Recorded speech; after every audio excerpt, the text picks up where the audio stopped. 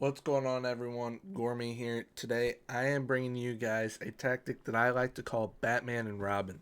So, the reason why it is called Batman and Robin is because of the striker duo. They complement each other very, very well and are very, very overpowered.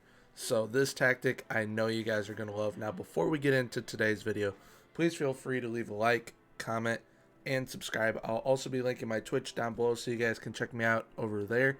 I stream every day during the week, Monday through Friday. You can catch me at twitch.tv/ygourmet. We are currently doing a save with Wrexham. It's been a lot of fun. We got promoted from the Valderrama National into Football League 2, and we are looking to push for promotion once again. But also, I'll be linking my Discord in the description down below, along with my socials, so that you guys can download the tactic, because I will be linking it in the Discord, not in the description, but I'll be linking the tactic in the Discord so you guys can drag the file, put it in with your tactics file, and it will be ready to go and will convert to whatever language you have the game in. So now, without further ado, let's get into it. So, as you guys saw, we did this test with Paris Saint-Germain. The reason why I wanted to do it was because I knew that a striker duo like Neymar and Mbappe complement each other very, very well. There are plenty of striker duos that complement each other very, very well. And even if your team that you currently have does not have a striker duo that complements each other well, you can always bring in a striker that will end up helping the other striker. Now, how we set this up is an attacking 4-4-2. You have one trequartista and one advanced forward, both on attack. Now, the trequartista is a very, very offensive role, so you definitely want a very, very offensive style player. Neymar fits it perfectly. There's plenty of players that fit it perfectly. But Neymar and Mbappe were absolutely lethal, and I could not believe how many goals they ended up scoring. Now, in the midfield, we have got a winger on attack on the left side, a deep line playmaker on defend, and a ball-winning midfielder on defend in the middle, then an inverted winger on support on the right side. We've got two wing backs both on support and two central defenders on defend, along with the sweeper keeper on defend. Now, the winger on attack, the instructions is crosses aimed at the far post for the right side. And then for the inverted winger, the crosses are aimed at the far post on the left side. And then the wingbacks, both of their crosses are aimed at center. I believe that is everything that I changed, besides having the defensive players, the deep line playmaker, ball-winning midfielder, and the two center backs on mark tighter. The trequartista I put on shoot more often, as well as the advanced forward, and I also had Mbappe taking more risks, and boy did it pay off. It was absolutely phenomenal. But the mentality is attacking. When we were in possession, we played more narrow. We pass into space, look to overlap on the left and the right, and we play out from our defense. We worked the ball into the box and used mixed crosses. We used slightly shorter passing and a higher tempo. When we are in transition, we counter press and counter, and we distribute to the center backs and to the fullbacks. When we are out of possession, we use the offside trap. We had standard lines of engagement. We force the opposition to the outside, and we use tighter marking, more urgent pressing intensity. We prevent short goalkeeper distribution and stay on feet, because I do not like taking a lot of cards. Set piece wise, it is the elite corner set piece tactic that I keep telling you guys about, that I have made a video on. I use it with almost every single tactic now. It is absolutely insane. We have got our two best aerial presence players here on the posts, and then we have got one of our strikers at the far post, because they are basically on cleanup duty.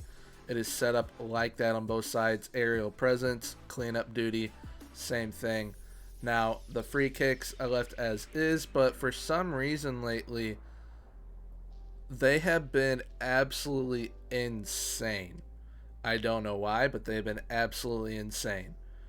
Throw-ins, we keep it on shorter on both sides, And then penalties and set piece takers, obviously set it to what you would like to have. So we ended up winning the league. We had 82 points. Next closest was Olympique Marseille with 71. So we won the league by 11. And honestly, I feel like we could have won the league by a whole lot more, but Neymar ended up getting injured twice, I believe it was. So it was kind of a bummer, but nonetheless, still performed very, very well. We did get knocked out in the first round by Liverpool during the Champions League, but Liverpool are playing Man United for the Champions League finals. So, I mean, if they do go on to win it, at least they lost to the eventual champion. Now, we won the French Cup and we won the Trophée des Champions. Now, what blew me away was how we played in the league, because we played very well all around. We definitely did. But obviously we finished with the most points per game because we won the league. We had 100 goals in the league. The next highest was 65.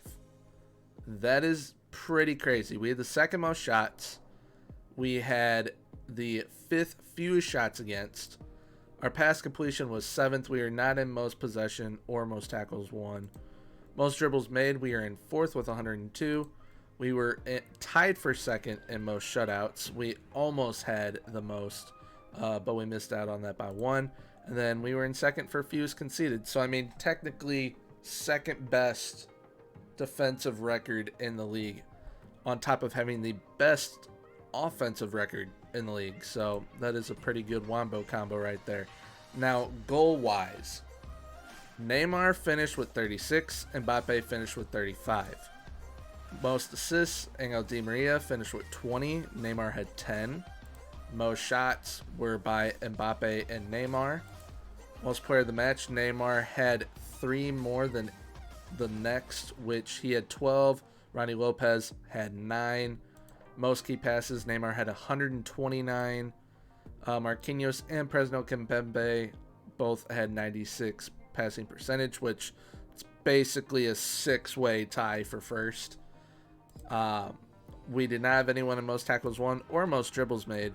Keylor Navas had the most shutouts with 16, and we were in 2nd for fewest conceded.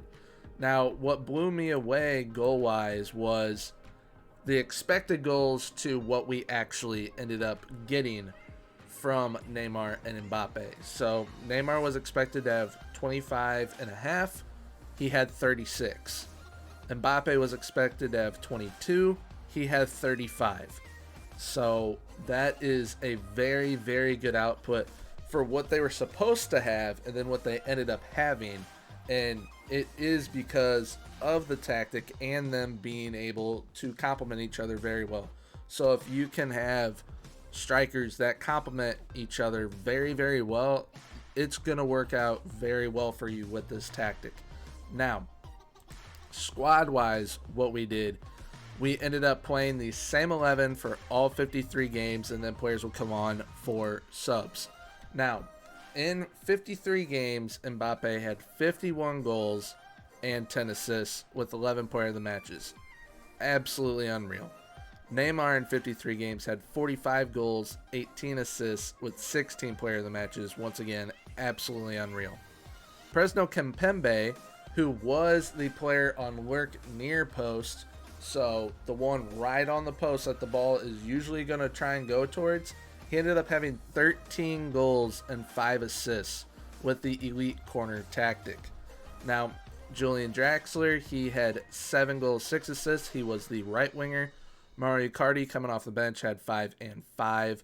Marquinhos was the near post guy, not lurk near post, but near post. He ended up having 5 and 5.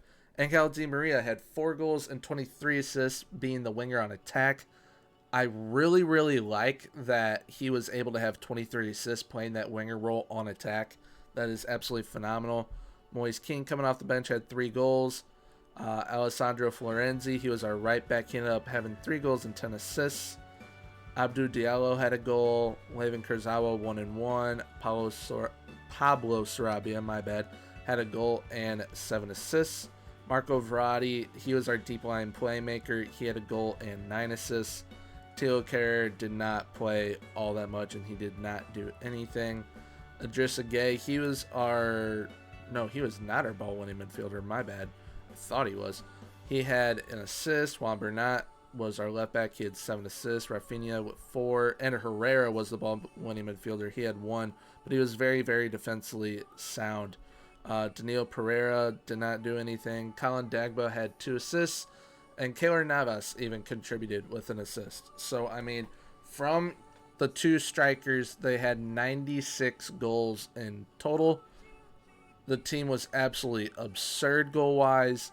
I'm very, very happy with what they did. I mean, the only thing that would have topped everything off was if we would have won the Champions League, or at least gone a little bit further. But, I mean, if they had gone even further, Neymar and Mbappe would have combined for over 100 goals, which is insane. I mean, they already had, I believe it was 71 goals out of our 100 league goals.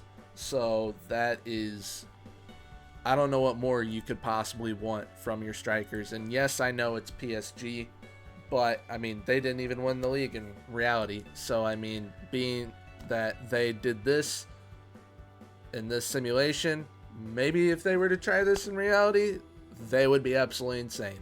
Especially these 2 right here in Neymar and Kylian Mbappe, because they were Batman and Robin. They were the stars of the show. But that is it for this video. I hope you guys did enjoy. Please let me know if you guys try out this tactic. I would love to see what you guys are able to do with it. Once again, have a striker combo that complements each other very well, that can play as a trequartista and an advanced forward. They will be absolutely insane, as you guys can tell. But yes, once again, that is it for this video. If you guys did happen to enjoy, please leave a like, comment, and subscribe, and I'll see you all in the next one. Bye-bye.